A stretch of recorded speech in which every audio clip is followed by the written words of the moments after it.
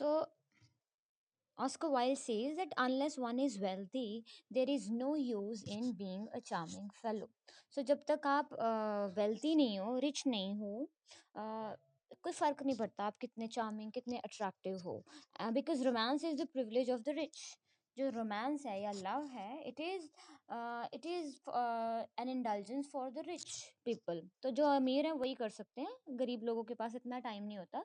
They are busy with other things, they are busy with their busy in meeting their daily needs. The poor people should be practical and prosaic. तो जो गरीब लोग हैं they should be prosaic means simple, practical means logical. अभी उनको तो वही जो मैंने बोला that they should worry about more important things. ठीक है. So it is better to have a permanent income than to be fascinating. हाँ, फैसिनेटिंग अगर आप हो, फैसिनेटिंग मीन्स अट्रैक्टिव, कैप्टिवेटिंग, है ना, लुक्स में. तो अगर आप अट्रैक्टिव हो फाइन, बट उससे बेटर है कि आपकी एक परमानेंट इनकम हो, राइट. तो अभी भी he is sticking to that sarcastic funny tone. These are the great truths of modern life which Huey Erskine underlined never realized.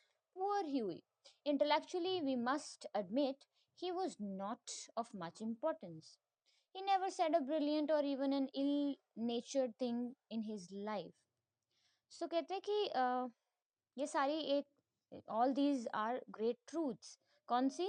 That we looks से कहीं ज़्यादा मैटर क्या करता है कि आप कितने सक्सेसफुल हो लाइफ में. एंड रोमांस जो है वो अनएम्प्लॉयड या फिर पुअर पीपल का काम नहीं होता है. बट ये वाली जो सच्चाइयाँ हैं लाइफ की, ये कभी भी ह्यूई आर्स्काइन जो हमारा हीरो है, हमारा जो प्रोटैगनिस्ट है, उसको कभी उसने समझी नहीं ये बात. He could never understand all this. Poor Huey कहते हैं इंटेलेक्चुअली हमें ये obviously it is true that he was not of much importance. तो ही इज उसमें ऐसी कोई क्वालिटी नहीं है कि वो बहुत इंटेलिजेंट है. ना ही उसने कभी brilliant means out of the box कोई बात कही किसी को. यहाँ तक कि कोई इल नेचर्ड बात भी नहीं की है. ठीक है. कही है मतलब he was a very simple man. अगर हम इंटेलेक्ट की बात करें, दिमाग की बात करें. But then he was wonderfully good looking. Underline इसके करेक्टर स्केच में we will add this. But he had one quality. अब अगेन क्वालिटी है या नहीं, बिकॉज ही इज अनएम्प्लॉयड. कहते हैं लेकिन he was wonderfully good looking. कैसा good looking? He had crisp brown hair, okay, and clear cut profile and his gray eyes. तो ये उसकी क्वालिटीज हैं. He has these beautiful looks. He was as popular with men as he was with women. तो सब में, औरतों में, मर्दों में, he is equally popular. he is equally liked by all, and he had every accomplishment except that of making money. और सब कुछ उसने एक्वायर किया था लाइफ में. he had everything in life except for making money. बस पैसे ही नहीं कमा पाया था वो जिंदगी में, बाकी उसने सब कुछ कर लिया था. ठीक है. Now his father had bequeathed him with cavalry sword and a history of peninsular war in 15 volumes. Now this is important, इसको अंडरलाइन करो. bequeath क्या होता है बेटा? Basically leave sum property in the will.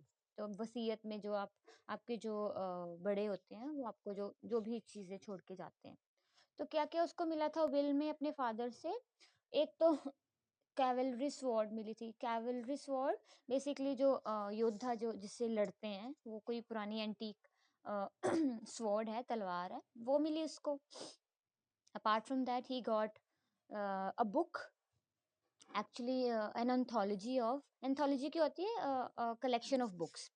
किस चीज़ की collection? History of peninsular war. तो 15 volumes, 15 उसकी बुक्स थी वॉर के ऊपर, वो उसको मिली. मतलब he got no money from his father. उसको वसीयत में भी कोई खास पैसे नहीं मिले. You he hung his first over.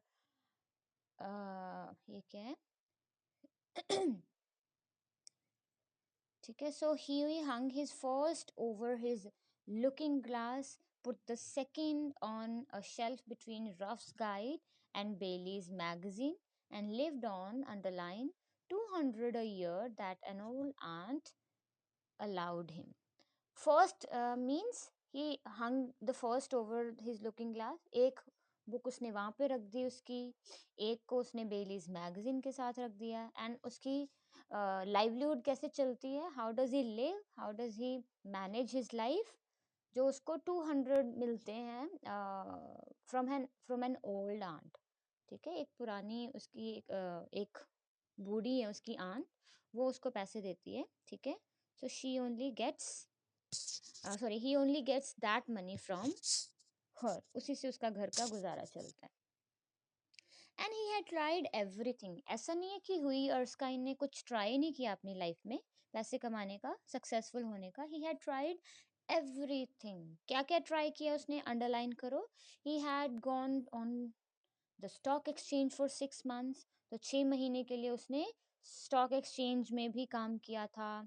But what was a butterfly to do with bulls and bears. तो बुल्स एंड बेयर्स क्या होते हैं बेटा, बुल्स एंड बेयर्स जो ये स्टॉक एक्सचेंज के लिए टर्म यूज होती है, आपने देखा भी होगा।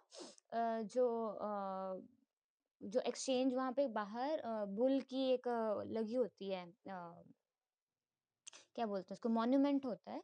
सो bulls and bears refers to stock exchange.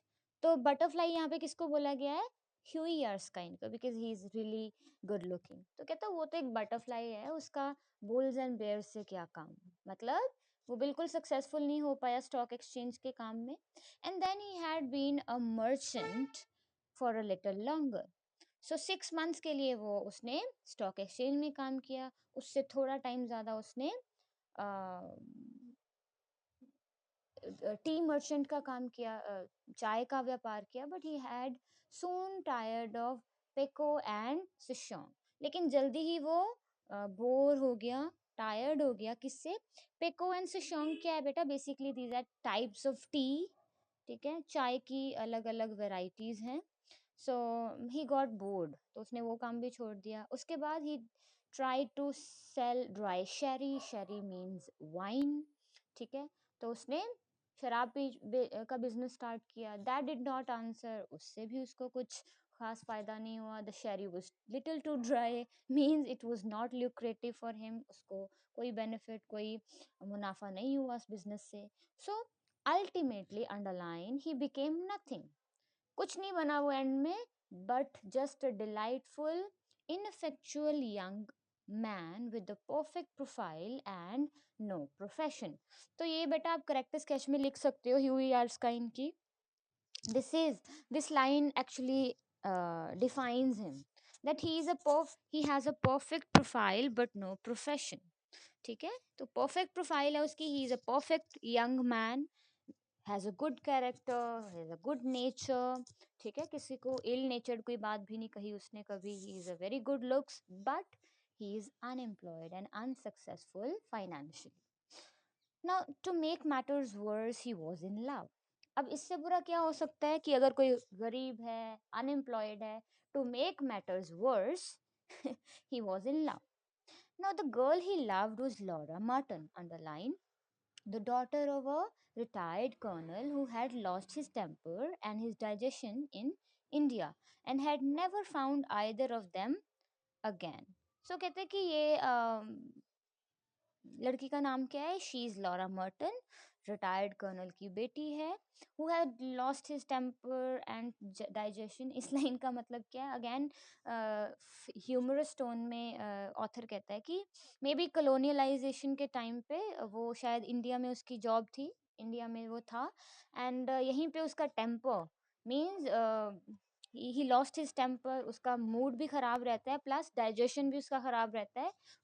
Both he lost in India जब वो यहाँ पे जॉब कर रहा था, एंड उसके बाद कभी वो ठीक नहीं हो पाया। Basically he is a colonel, इतना आपको याद रखना है। Now Laura adored him obviously, Laura loved Huey Erskine and he was ready to kiss her shoestring।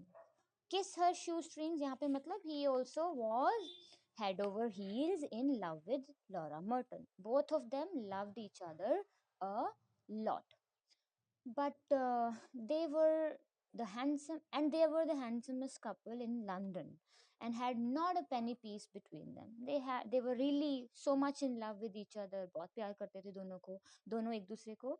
but there was one problem, though colonel was very fond of Hughie. अच्छा लगता था Hughie Erskine colonel को. But he would not hear of any engagement. But he was not very happy with marrying his daughter of to Hughie. शादी नहीं करना चाहता था उन दोनों की. वाई? जब भी शादी की बात होती ही used to say, come to me my boy when you have got underline 10,000 pounds of your own and we will see about it. तो कहता है कि जब तुम 10,000 पाउंड अपने खुद के कमा लोगे ये टिपिकल मूवीज में जो सीन होता है, ठीक है ना. तो कहते हैं कि इतने पैसे जब तुम अपने कमा लोगे देन हम बात करेंगे शादी की. एंड ही यूज्ड टू से all this, and Huey looked very glum in those days. Glum means he looked very sad in those days and had to go to Laura for consolation. Consolation means अब इस mood को ठीक करने के लिए भी उसको बेचारे को लॉरा अपनी जो बिलावड है उसी के पास जाना पड़ता था. So this was the case with Huey Erskine. So he was really accomplished to be a very good boyfriend. There was only one problem, that he was not financially sound. और वो कहता है कि ऑथर कहता है कि modern life में, modern society में ये एक बहुत इंपॉर्टेंट रिक्वायरमेंट होती है, that you should be financially sound. You should be rich enough to have a romantic life. So beta, I hope it is clear. थोड़ा सा और